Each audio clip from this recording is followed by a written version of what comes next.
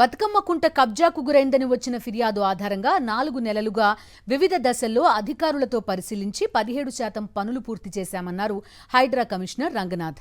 మరో 2 నెలల్లో మొత్తం పని పూర్తవుతుందని తెలిపారు. అంబర్పేటలోని బతుకమ్మ కుంటలో విద్యార్థులతో కలిసి మానవహారం నిర్వహించారు. ఏడాది కాలంలో సామాజిక కోణంలో పనిచేశామన్నారు రంగనాథ్.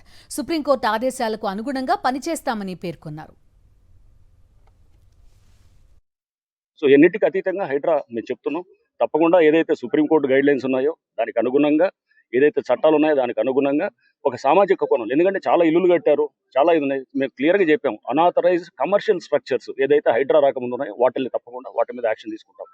కమర్షియల్ అనే దానికి మనం చాలా క్లియర్గా తీసుకోవాలి, ఆ డెఫినేషన్ దానికి తీసుకుంటాం. అండ్ ఫైనల్గా ఇవన్నిటి కూడా కోర్టులు ఏదైతే ఇచ్చిన ఉత్తర్వులు చట్టాలు ఉన్నాయో దానికి లోబడే హైడ్రా తప్పకుండా పనిచేస్తుంది. బతుకమ్మ కుంట కబ్జాకు గురైందని వచ్చిన ఫిర్యాదు ఆధారంగా 4 నెలలుగా వివిధ దశల్లో అధికారులతో పరిశీలించి 17% పనులు పూర్తి చేశామన్నారు హైడ్రా కమిషనర్ రంగనాథ్. మరో 2 నెలల్లో మొత్తం పని పూర్తవుతుందని తెలిపారు.